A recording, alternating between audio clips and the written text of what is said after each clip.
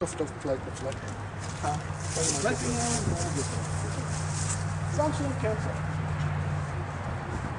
Topic of the minute is thundering hammers. Everybody's favorite technique to screw up. And I'm not saying I'm God's gift to Kenpo. Lord knows I'm still working on it, and I'll probably work on it until the day I die. But I think I got some good ideas for you. This guy's coming in with his punch with thundering hammers. We do this blocking and dive into him again. Once again, the whole thing I've been working on this. You know, when I block, I don't block and I block and I try and cut this guy with it. Cut into him. Now that I've done this, I'm going to hit this guy with my forearm. Same time I hit him with this forearm, where I cut him across his midsection of him in the groin, there was a question about, well, how do you keep the guy from getting stuck on your hand? Well, first of all, when you hit him, your hand's going to bounce off. So when your hand bounces off, you let your arm extract. And at the same time, your knee will hit. Now, I don't know about you, but I know about me. I don't like my head hitting the ground. My brother doesn't either. We're slow enough as it is. We don't need any help. So when this guy's coming in here, you hit him and he locks on the arm, go ahead and lock on my arm. If you drop that knee into the back of his knee to drop him to the ground, I guarantee you he's going to put his hands down to catch his face from hitting the ground. If he doesn't, you spike him like a football. Oh my God, he caught himself. Okay, well, since he caught himself, my hand's now free to keep doing work here. Or if I don't want to keep doing work with the hands, okay, bump him. Oh, look at you. Wait a minute, that was a guard pass. We're not allowed to do that. It's Kenpo. Sorry, not allowed to do stuff like that. So this guy's coming in, cut him. Ooh, you okay? I got my brother with the finger there. Dad, the house smells sweet. Thank you. Close the door. So you block him here, you cut him, you drive in. Boom. Thundering hammers. Now, technically, lightning actually strikes from the ground up to the sky. But that's science. In conventional wisdom, lightning comes down. And so does thunder. You want your hammer to thunder.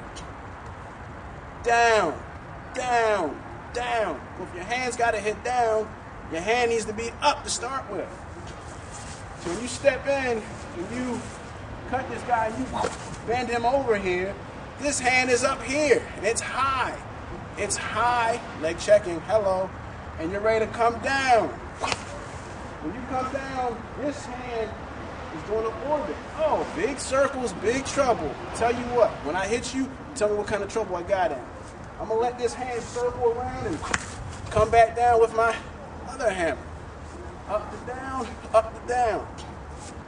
Now, I don't know if you noticed this, but I don't really have much back knuckle here.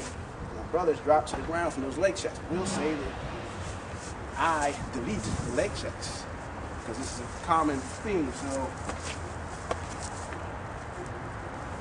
oh my God, he's on a single leg. Don't do it right now. Kenpo works as is. Do not do that. If you step back, you whip into him. I'll use his shoulder. Whip in and back if you want to use the counter torque in that back knuckle. Another option, depending on what line you're from, some lines whip this back knuckle in like this. Some lines just whip the back knuckle in and leave it at that.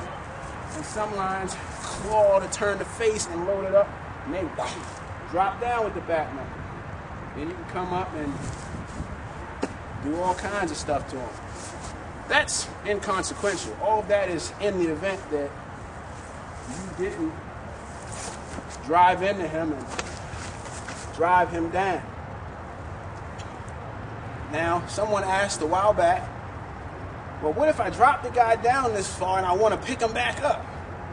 My first question is, why the hell would you want to pick him back up? But the second question, well, there's no second question to answer that question. If you want to pick him back up, I guarantee you when you pull on his eyes, I'm grab my brother's head here, he'll straighten back up for you. Now you want to watch out for this hand because he might spin around and elbow you in the pills with his left arm.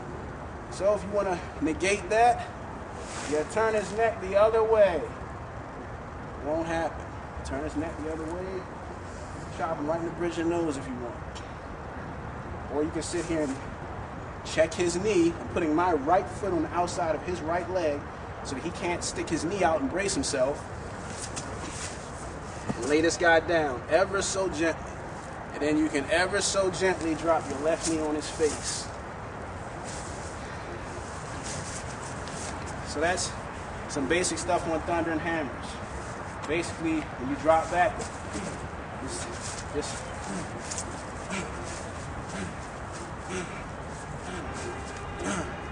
that's what I like to do. I like to drop back and in, drop back and in, drop back and in, drop back and in. I would love to say I got that from Kenpo, but I really didn't. I pledged a fraternity, and one of our steps was called the elbow. And I shouldn't have called us a fraternity, but no one knows what the hell I'm talking about when I say social fellowship. So I just say fraternity to be nice. We had a step called the elbow, and it basically had footwork like that. And I just, it just works. Drop back, in, immediately. Go get this guy. And then hammer, up to down, up to down. You'll notice that I'm going up and down. Dropping, loading, dropping. Now suppose you change your height. Okay, well you keep your height constant and hit me, and I'll do what I do and hit you, and we'll compare notes.